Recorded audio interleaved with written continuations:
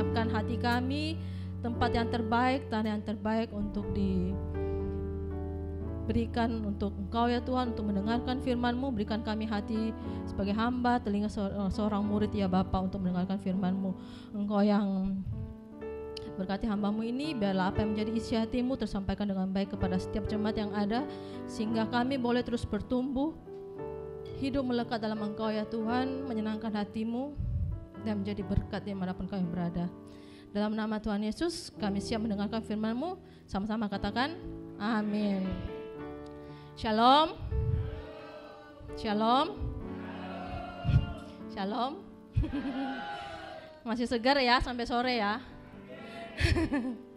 Ya, sore hari ini kita akan belajar tentang intimasi atau hidup melekat dengan Tuhan Yesus ya. Jadi dalam hidup ini kalau kita apa yang kita melekat itu berarti menjadi pedoman dalam hidup kita. Jadi sekarang kita mau belajar untuk hidup melekat kepada Tuhan Yesus. Bukan pegangan apa yang kita punya, harta kita, koneksi, atau mungkin kepintaran kita, talenta kita. Tapi kita mau hidup melekat kepada sumber itu sendiri, yaitu Tuhan Yesus. Kita mau belajar dari 2 tokoh Alkitab. Yang pertama yaitu Abraham. Abraham sendiri ini saya percaya sebagai orang yang sangat hidup dekat dengan Tuhan. Dari mana saya tahu? Karena dia sendiri diutus oleh Tuhan untuk keluar dari istilahnya kampungnya ya, dari Ur Kasdim ke tanah perjanjian yang Tuhan berikan. Itu cuma disuruh Abraham, coba pergi ke sana, ke tanah perjanjian. Tuhan tidak memberikan detail langsung saat itu. Abraham, aku utus kamu ke tanah perjanjian dengan A, B, C, D, E. Kalau dengan kayak gitu Abraham kan tenang ya. Kita sebagai orang-orang kalau misalnya atasan kita atau bos kita mungkin perintah kita, seseorang memerintah kita, coba lakukan ini itu. Atau ke sana misalnya ke Matos dari rumah kita tanpa memberitahukan detail pakai apa, cuma disuruh pergi, ongkosnya nggak tahu siapa yang tanggung, jam berapa, itu cuma bilang oke. Itu berarti kita sudah percaya penuh kepada yang menyuruh kita kan. Abraham pun begitu. Saya percaya Abraham ini sangat dekat dengan Tuhan, dengan Allah Israel yang dia sembah. Karena dia berani untuk meninggalkan zona nyaman, kampung halamannya, meninggalkan semua yang apa yang dia punya untuk ke tanah perjanjian, ke tempat yang Tuhan berikan kepada dia.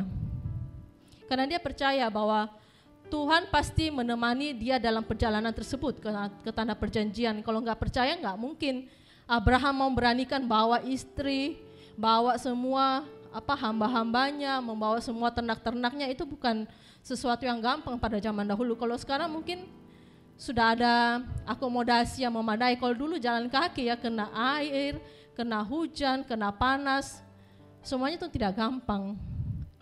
Bahkan dalam Yakobus 2 ayat 23, kita bisa buka ayatnya. Yakobus 2 ayat 23.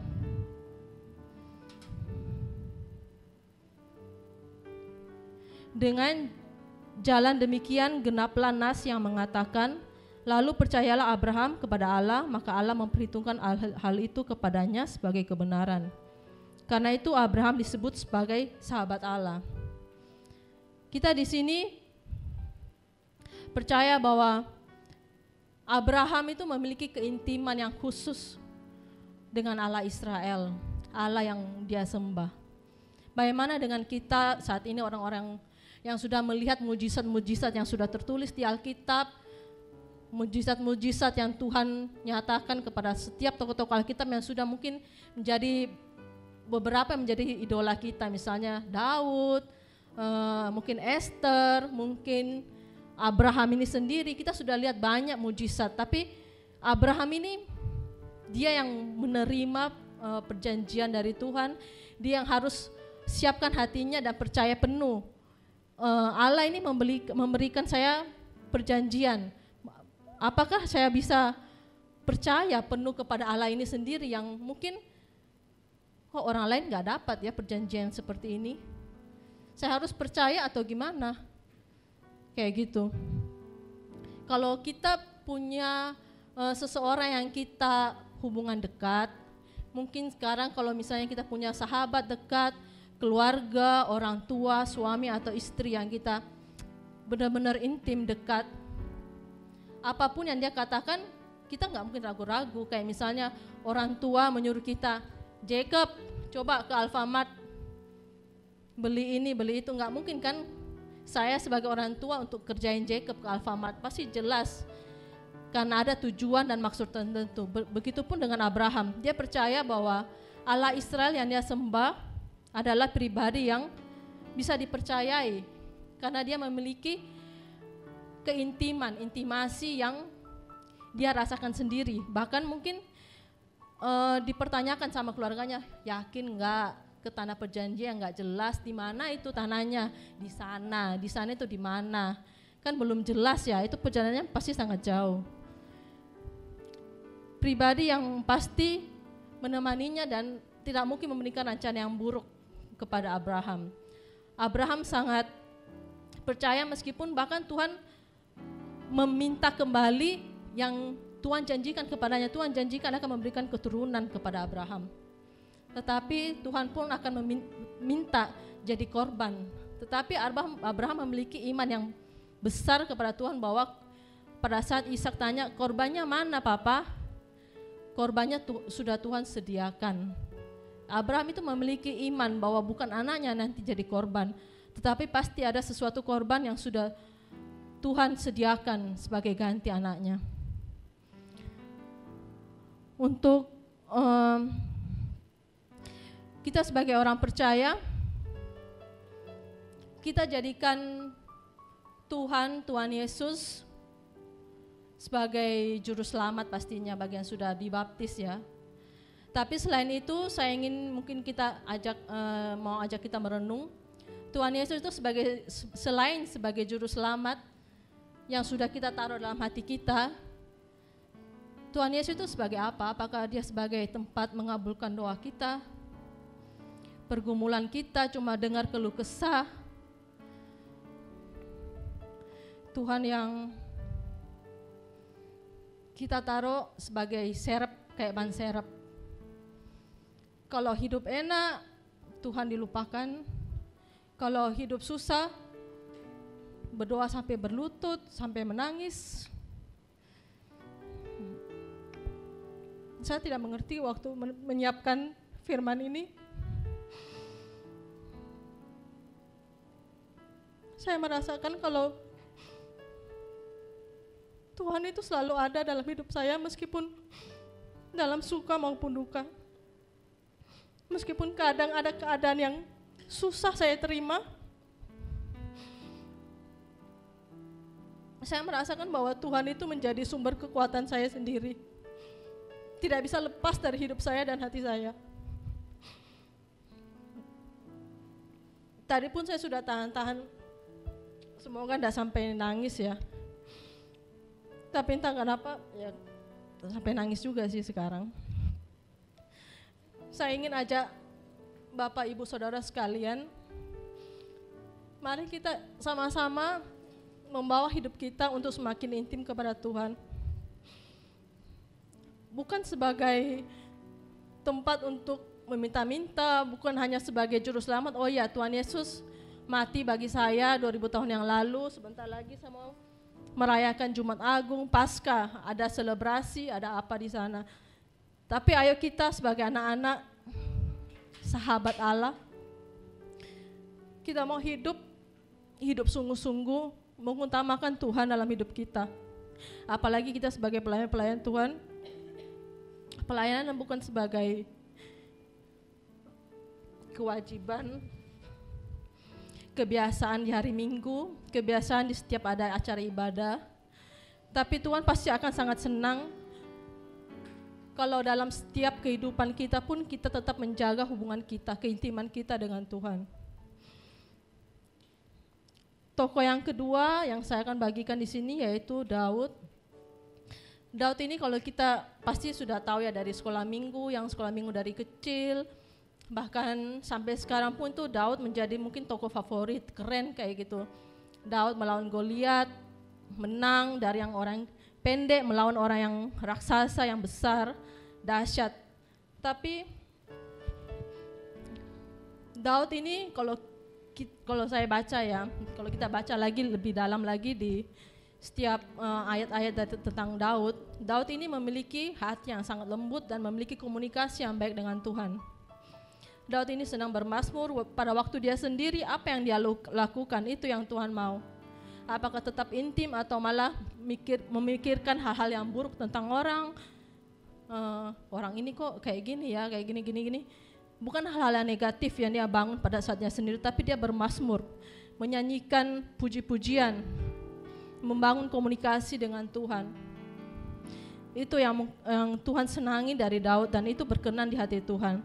Seperti yang pada saat Daud sedang bergumul di 1 Samuel 23 ayat 1 sampai 13. Mungkin kita bisa baca 1 Samuel 23 ayat 1 sampai 13.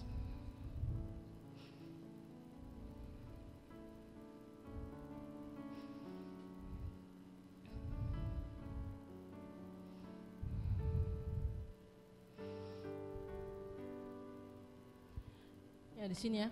Yang pertama, ayat pertama, diberitahukanlah kepada Daud begini, ketahuilah orang Filistin berperang melawan kota Kehila dan menjara tempat pengirikan. Lalu bertanyalah Daud kepada Tuhan. Setiap langkah yang Daud akan ambil, dia selalu bertanya dahulu kepada Tuhan. Tuhan berkenan apa enggak, menunggu jawaban dari Tuhan. Apakah aku akan pergi mengalahkan orang Filistin itu? Jawab Tuhan kepada Daud, pergilah, kalahkanlah orang Filistin itu dan selamatkanlah Kehila. Tetapi orang-orang Daud berkata kepadanya, ingatlah sedangkan di sini di Yehuda kita sudah dalam ketakutan.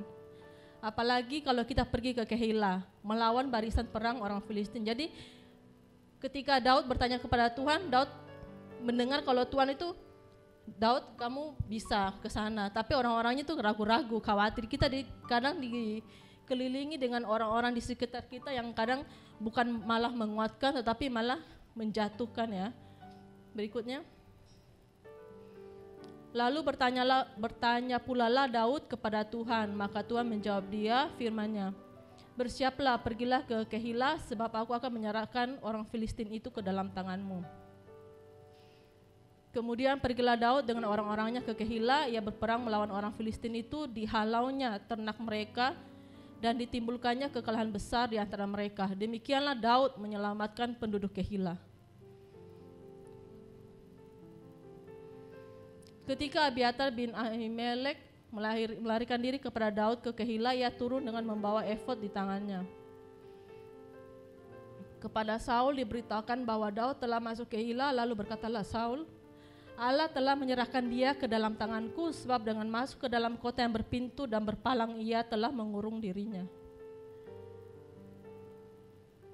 Maka Saul memanggil seluruh rakyat pergi berperang ke Kehila dan mengepung Daud dengan orang-orangnya. Nanti kalau kita baca lagi sampai ayat ke-13, setiap langkah-langkah Daud pasti menanyakan dahulu, Tuhan kamu maunya aku seperti apa?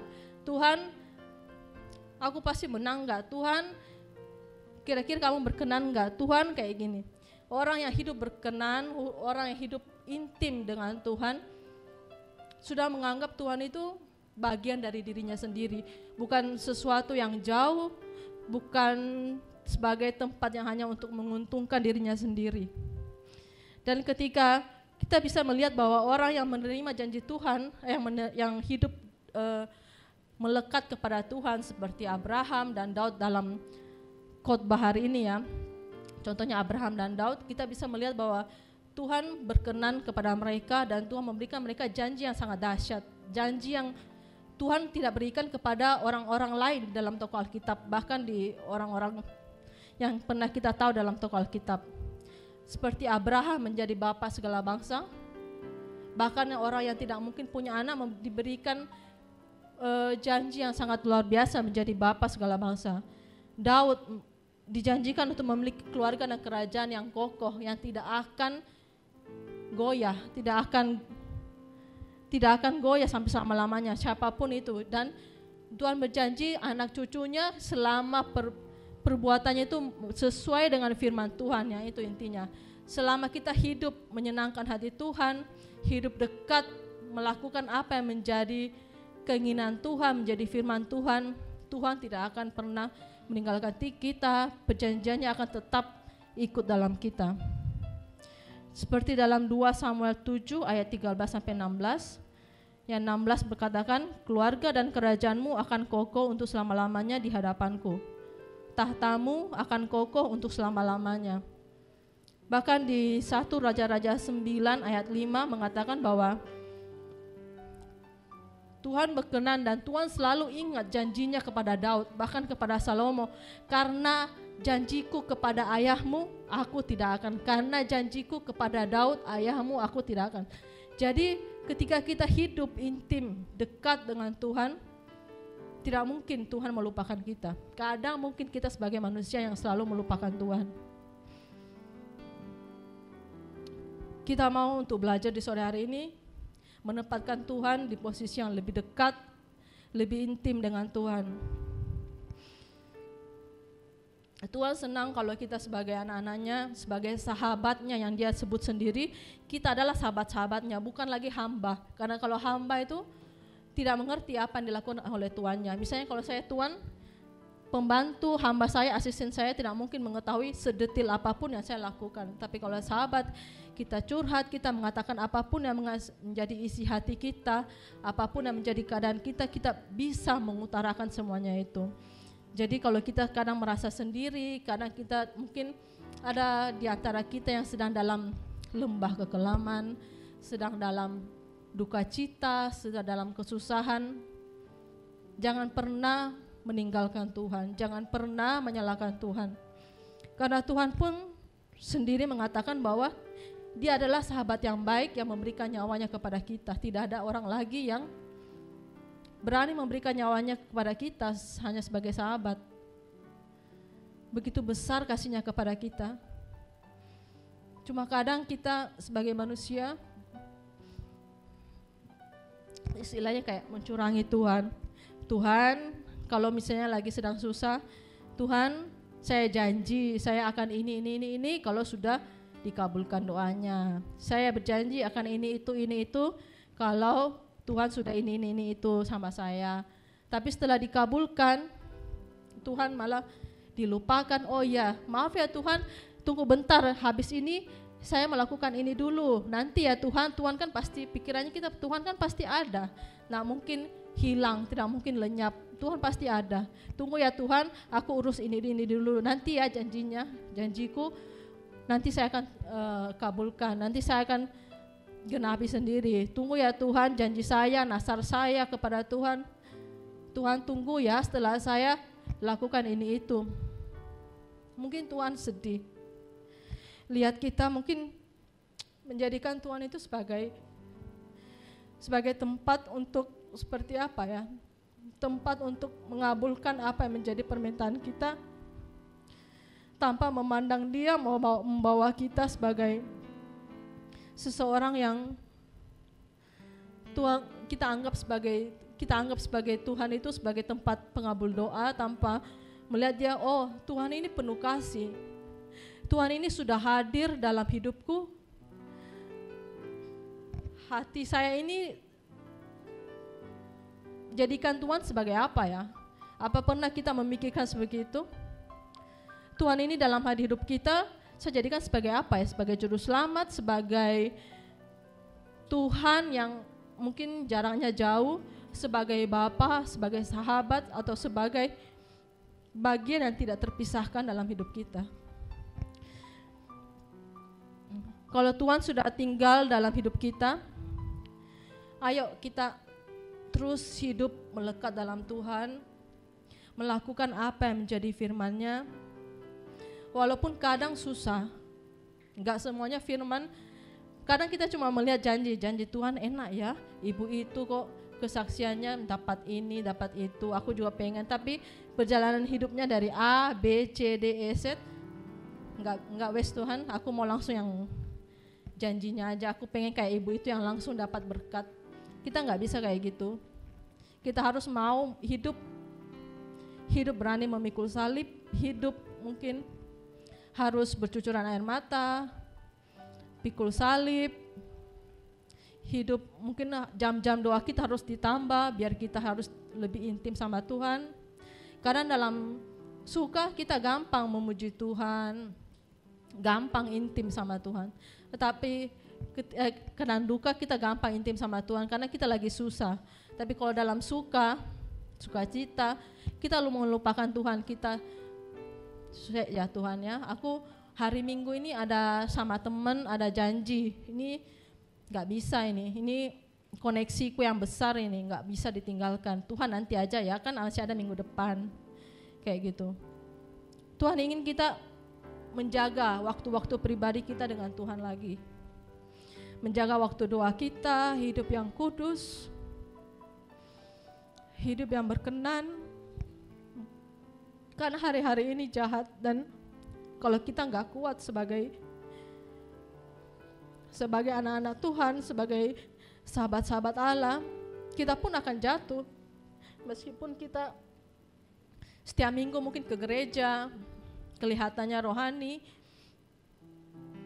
tapi kalau kita tidak hidup nempel sama Tuhan, intim sama Tuhan, kita gampang jatuh.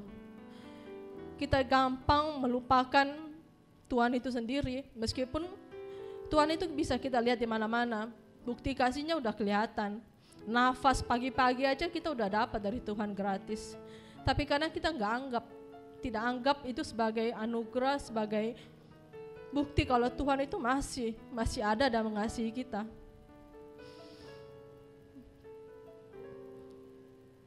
Mungkin khotbah hari ini mungkin agak singkat, tapi semoga Bapak Ibu Saudara bisa menangkapnya dengan jelas. Kalau yang ingin disampaikan yaitu, ayo kita sama-sama bangun hubungan yang lebih intim sama Tuhan, hidup melekat. Kita utamakan hati Tuhan, bukan hati kita lagi.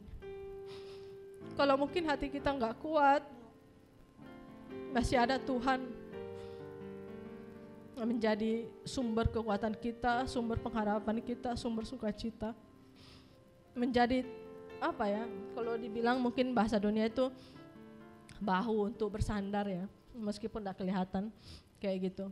Saya pun sudah merasakan kayak gitu. Jadi Bapak Ibu Saudara yang mungkin sedang sedih, sedang berduka cita, sedang dalam kesusahan, ayo Bapak Ibu Saudara tetap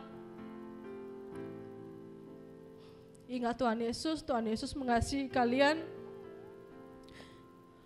Tuhan Yesus ingin kita lebih dekat sama Dia. Ini bukan akhir, ini bukan kalau Tuhan Yesus, bukan tanda bahwa Tuhan Yesus itu tidak perhatikan kita kok. Aku terus yang dapat kayak nggak enaknya ya, teman-temanku kok hidupnya enak. Aku tuh yang selalu dapat nggak enak.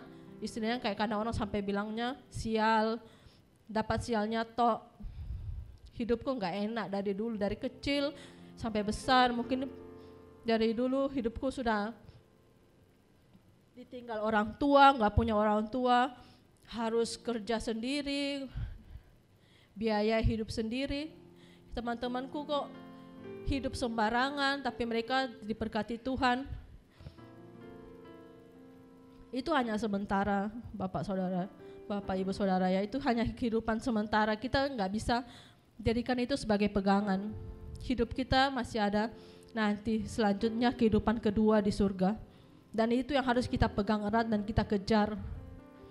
Kalau materi memang ada yang kita butuhkan di dunia ini. Bukan aja kita untuk bermalas-malasan, doa sepanjang hari nggak kerja. Bukan gitu juga, tapi kita mau tetap jaga waktu-waktu doa kita, waktu komunikasi kita. Kalau kita sebagai yang mungkin ada yang menjadi pendoa di sini, bangun subuh-subuh mungkin jam 3, itu tetap lakukan itu. Tuhan senang dengan kebiasaan kita seperti itu. Tuhan senang, Tuhan berkenan dengan orang-orang yang seperti itu. Dan Tuhan tetap mencari lagi orang yang terus mau mengandalkan Tuhan, mau hidup dekat dengan Dia. Karena orang yang berkenan dan mau hidup melekat dengan Tuhan, dia pasti selalu diingat sama Tuhan. Meskipun kalau contoh mungkin seperti Daud, ada pasti jatuhnya. Abraham juga ada berbohong, tidak ada yang sempurna. Dalam tokoh Alkitab tidak ada yang sempurna kecuali Tuhan Yesus. Tapi kita mau ngambil sesuatu poin-poin yang menjadi penguat dalam hidup kita, meskipun itu mungkin wah itu cuma sebagian besar. Kamu nggak lihat itu Daud kok sama Batsheba, Abraham kok berbohong kalau istrinya itu jadi adiknya atau apa. Itu di luar konteks. Tapi kita mau percaya bahwa Abraham ini pasti memiliki hubungan yang sangat dekat dengan Tuhan, sampai dia percaya berjalan bersama Tuhan hari demi hari ke tanah perjanjian yang dia tidak lihat nyata, nggak ada gambaran blueprintnya, nggak ada mungkin tampilan, oh ini ya nanti Abraham rumahmu seperti ini, lahanmu seperti ini, berapa hektar, gak ada. Tuhan cuma janjikan saya akan memberikan tanah perjanjian. Dan Tuhan percaya kita sebagai manusia biasa pasti kita menaruh percaya kepada pribadi yang sudah dekat sama kita. Ya, jadi mari kita persiapkan diri menjelang Jumat Agung, Paskah, lebih baik lagi bukan sebagai untuk perayaan heboh-heboh, tapi mari kita anggap Jumat Agung dan Paskah itu sebagai bukti kasih Tuhan, pengorbanan Tuhan untuk kita, untuk bisa lebih dekat, hidup menempel sama Tuhan, sehingga apapun yang menimpa dalam hidup kita, apalagi dalam sukacita, duka cita, lembah kekelaman, sedang lagi senang-senangnya, sedang dalam sedih-sedihnya, sedang mungkin dapat promosi, tidak dapat promosi, kehilangan sesuatu, kita tetap kuat dalam Tuhan. Tidak ada fondasi yang lebih kuat daripada Tuhan Yesus. Jadi mari kita baca sama-sama di ayat terakhir di Yesaya 55 ayat 6.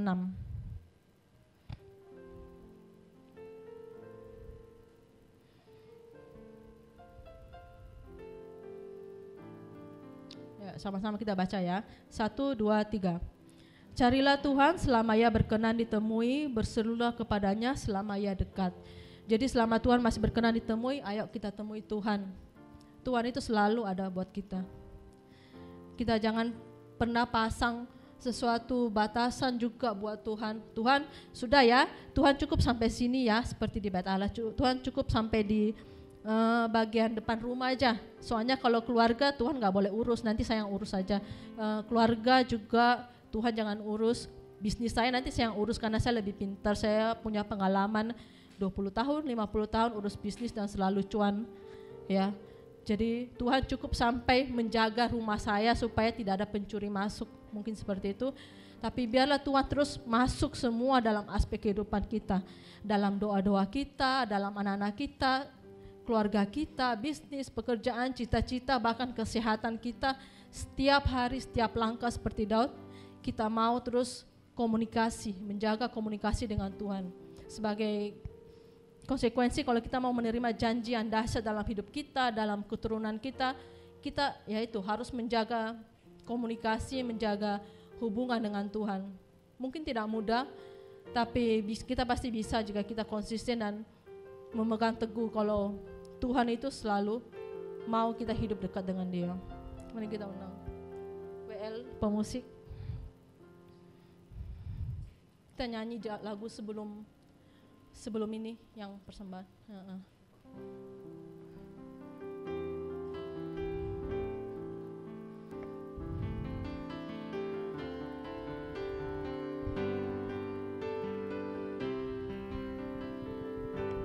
Yesus, Engkaulah permata hatiku, dunia tak dapat menggantikanmu, kemuliaan-Mu tercurah bagiku, menjadikanku indah dan semakin indah. Yesus, Engkaulah permata hatiku. Mari kita tundukkan kepala, kita renungkan kembali. Tuhan, terima kasih sudah masuk dalam hidup saya. Terima Terima kasih sudah menyertai hidup saya dan keluarga selama tahun 2024. Maaf Tuhan jika selama ini kami menjadikan Engkau sebagai ban serep, sebagai tempat untuk mengabulkan doa-doa saya semata tanpa mencari kesenangan-Mu Tuhan. Ampuni kami apabila selama ini banyak bagian dari hidup kami yang masih jauh dari firman-Mu. Masih banyak kelakuan kami yang membuat Engkau sedih ya Tuhan. Dan terima kasih ya Tuhan, Engkau sudah duluan mengasihi kami, menjadikan kami sahabat-Mu. Ajar kami ya Tuhan untuk memiliki hati seperti Engkau, hati yang terus melekat kepada Bapa. Kami juga mau melekat kepadamu ya Tuhan. Kami mau menjadi sahabat-Mu ya Bapa. Kami mau hidup melekat, intim.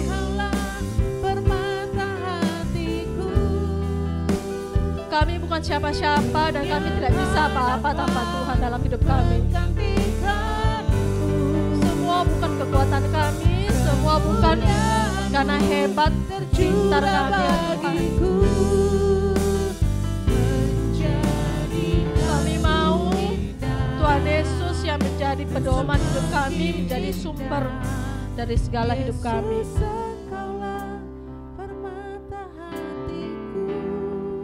Kita cek lagi siapa Tuhan Yesus itu dalam hati kita, dalam hidup kita.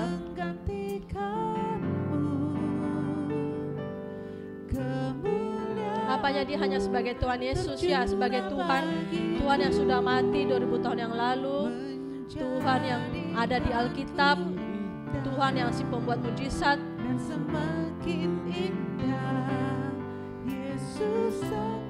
Tapi ayo kita bawa Tuhan Yesus itu lebih dekat lagi dalam hati kita, dalam hidup kita.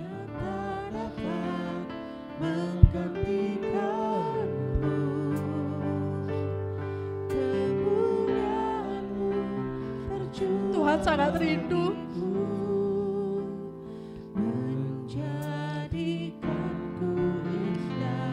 kita selalu hidup dekat dengan Dia.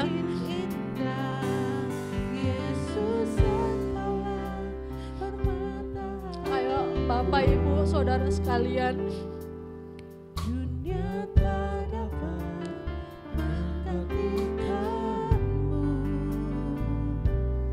lagu ini mengatakan bahwa Tuhan adalah permata hati kita, sesuatu yang bernilai. Tidak mungkin sesuatu yang bernilai kita bisa berikan, kita buang, kita tidak pernah anggap. Kita pasti taruh di tempat yang terbaik. Begitu Tuhan, sesuatu yang sangat bernilai, tidak terhingga. Ayo kita tempatkan di hati, tempat terbaik dalam hati kita, dalam hidup kita. Sehingga Tuhan berkenan atas hidup kita. Tidak ada kesenangan lain dalam hidup kita selain Tuhan berkenan atas hidup kita. Itu sudah cukup. Sudah cukup bagi kita. Sebagai orang-orang yang ditebus, sebagai orang yang menerima kasih-Nya yang besar di atas kayu salib. Terima kasih ya Tuhan untuk kesempatan yang Kau berikan kepada hamba-Mu di sore hari ini. Kiranya apa yang menjadi isi hati-Mu sudah tersampaikan, dan biarlah Roh Kudus terus bekerja, menemani, menghibur, membimbing setiap kami sehingga kami tidak jatuh di lubang kegelapan, tetapi kami terus bangkit, kami terus mau belajar, jatuh dan bangkit lagi. Itu yang Kau inginkan dalam hidup kami ya Tuhan. Ajar kami ya Tuhan terus melihat kepada Engkau ya Tuhan sebagai sumber kekuatan kami, sebagai sahabat yang tidak pernah meninggalkan kami, sahabat yang memberikan nyawanya. Terima kasih ya Tuhan, hamba-Mu sudah selesai. Biarlah Engkau memberkati setiap kami sudah mendengar firman-Mu. Biarlah kami menjadi pelaku firman-Mu dan menjadi berkat dimanapun kami berada. Dalam nama Tuhan Yesus. Haleluya.